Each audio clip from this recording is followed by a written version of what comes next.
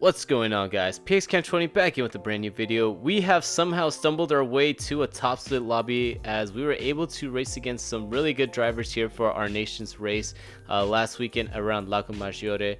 You can see that this one's a little bit special as everybody decided to pick the WRX except for this guy who decided to go with the Lancer. So the WRX was the most powerful car on the race as we are going to be racing around for about 301 points here for first place. It's going to be a very interesting one since a lot of people are in the same car, so it's not going to be a test of car, it's going to be more of a test of driving skills, which for me, that's what I really like. So let's see what we could do here before we jump into qualifying. If you guys really enjoy the content, please subscribe to the channel and leave a like on the video as it really helps out the channel when you guys do so. Anyways, that is enough promoting myself. Let's jump straight into these races. So jumping into qualifying, it was a really tough qualifier just because it's so reliant on the slipstream. And again, we only get 5 minutes around this racetrack. You can easily get 2 laps in, but you want to make the most out of your very first lap. And if you can't, you want to get into the slipstream, and that's going to be the way you can maximize that second flyer lap since you're very short on time. But as we come out of our first lap, you can see that we actually don't have slipstream as a couple guys go off behind us. Crossing the start finish line, we get a 128.6, so we decided to go for a second lap here and just did not end up going well, so we decided to exit out, just wait for qualifying to finish, and just stand with that 128.6. With that 128.6, it was only good enough to get us into an 8th place position, so we're going to be in the middle of the pack. It's going to be very scary because you can see right here, it is a grid start. So in 8th place in our WRX, what's going to happen going into turn number 1, since this is a grid start? Usually that just means chaos and disaster going into turn number 1, and on top of that, we're starting on the outside. So waiting for the 5 red lights to go off, we're on the acceleration and just waiting for it to go off, and there we go. 5 red lights are out and away we go as everyone gets a great start. We're trying to go onto the outside of 7th place right here as 9th was able to overtake us going to turn number 1. Spotting our braking zone, so we head into turn number 1. You can see as I pause it right here, down below on the radar, this is not the sight that you want to see going into turn number 1. As we jump into it now, we get pushed out wide, go into the grass, and we are able to kind of squeeze our way back onto the track as 8th place gets a 2-second penalty, and BM Drifter in 9th place gets a 1-second penalty. So I actually want to drop back to the replay and just show you guys exactly what happened. As you can see, this blue Subaru misses his braking point, just dives it right in there, basically cuts the track, hits 2 cars, and the 2 cars that were basically bystanders, innocent bystanders on that incident, get the 2-second penalty and the 1-second penalty. So penalty system here not doing its job as they are penalizing the innocent people instead of the culprit.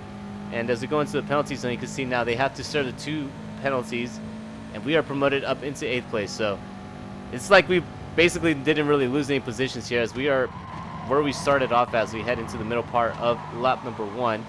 Staying right behind the Subaru, we're just going to take it very easy since this is going to be a no-stop race, and the compound is a hard compound tires, but the fronts do wear out really fast. So around lap number 9 or 10, you're going to see that these tires are going to be basically on their last legs. So it's going to be very important to try to save these tires as much as we can, and the best way to do that is by not fighting with people around you. So going back into the penalty zone, we have another guy that has to serve his penalty, and we are able to get around him easily as we're giving Adovalachius, I think that's his name, a little bump draft going into Big Banky Boy. And coming out of the corner, we're just going to stay right behind him here as we jump into the middle part of lap number 3. On the final sector here now, we're just following along again as he goes a little bit wide, goes straight into that grass, and at this point, just waiting for a penalty to show up because of corner cutting, and yes, there we go. So he gets a ½ second penalty. We're just going to stay right behind him, see if we can catch up to 5th place, and when he serves his penalty, hopefully we can stay in the slipstream of those guys right ahead of us, but it didn't turn out the way I expected it. So on to lap number 5 here. We have a car right behind us as he's been riding on our bumper for about the past 2 laps, and it's Mad Knight Mopar there as he gives us a little bump draft down the straight going into this right corner.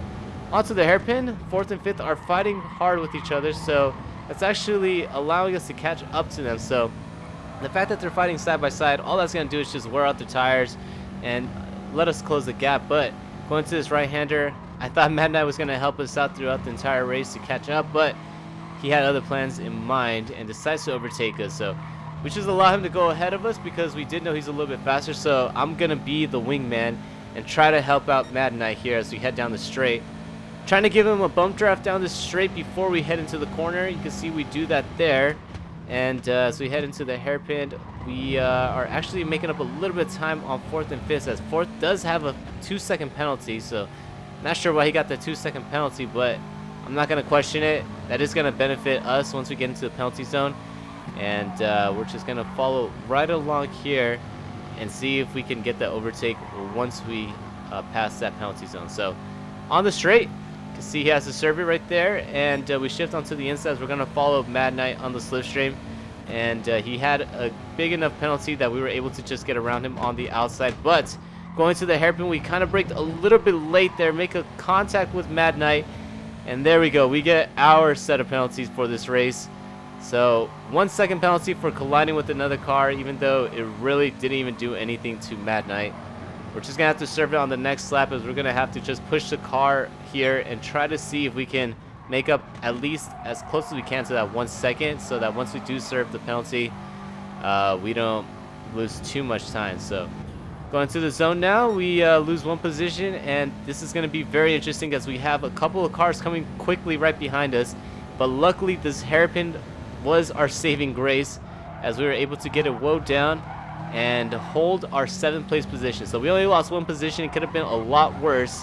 But coming out of turn number 8, or lap number 8 on the final corner, we have a car right behind us, and it looks like he's going to try to shift onto the inside. Side by side going to turn number 1 as we jump into lap number 9. Spot a braking point, just let the car underneath us and allow him to get the overtake. And we defend the inside here as we go into turn number 2 from DB Stewart. And we just follow right behind 7th place and just wait here. As you can see now, the tires are starting to go off a little bit on the bottom left hand side. So on to lap number 10. We're following along Mr. Stinky Bug as we're just trying to push him up to 5th, 6th, and 4th.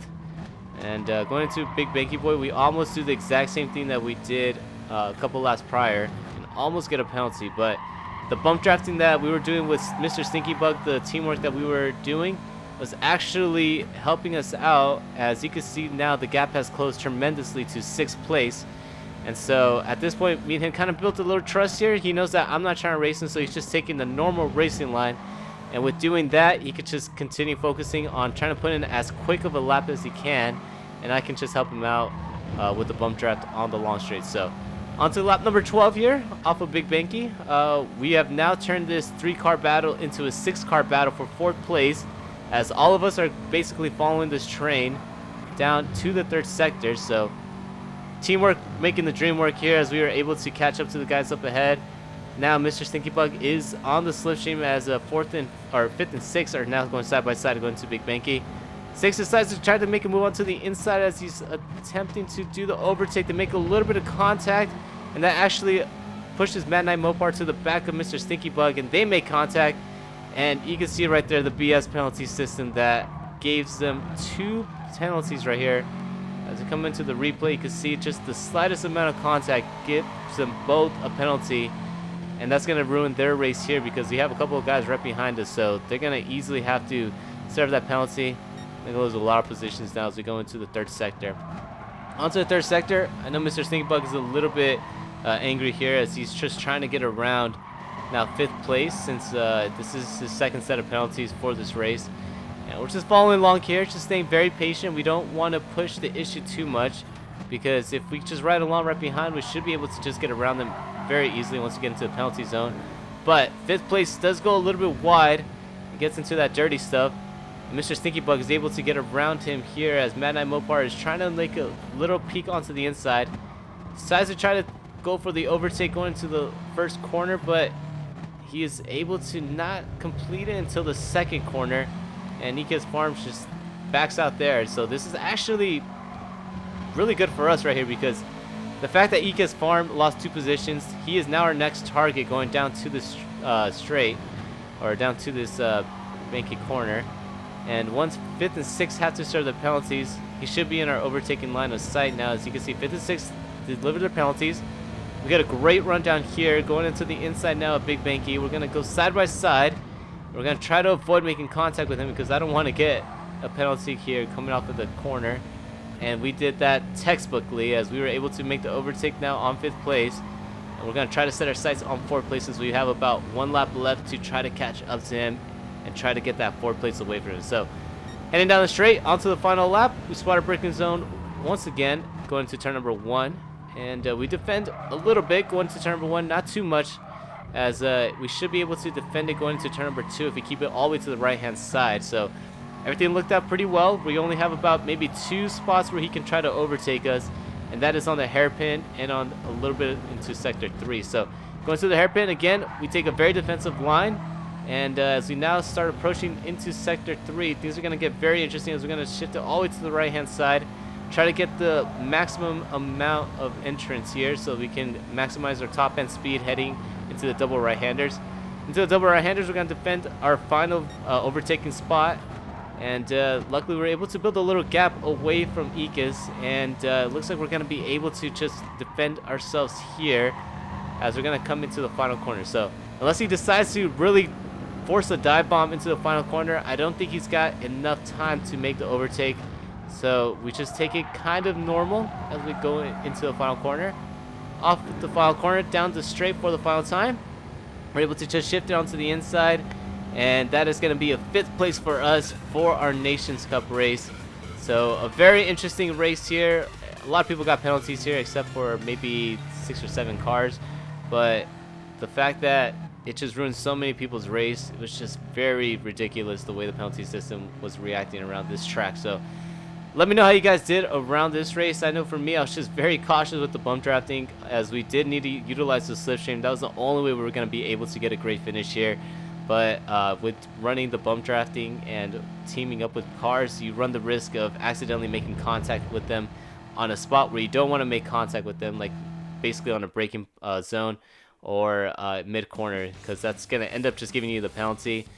And you can see a couple of those examples on this video. So again, let me know how you guys did on this race. Comment that down below. And if you guys really enjoy the content, which I hope you guys did, please feel free to subscribe and leave a like on the videos. It really helps out the channel when you guys do so.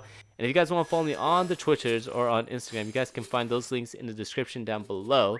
And if you guys really enjoy the video, once again, I hope to see you guys on the next one. Peace out.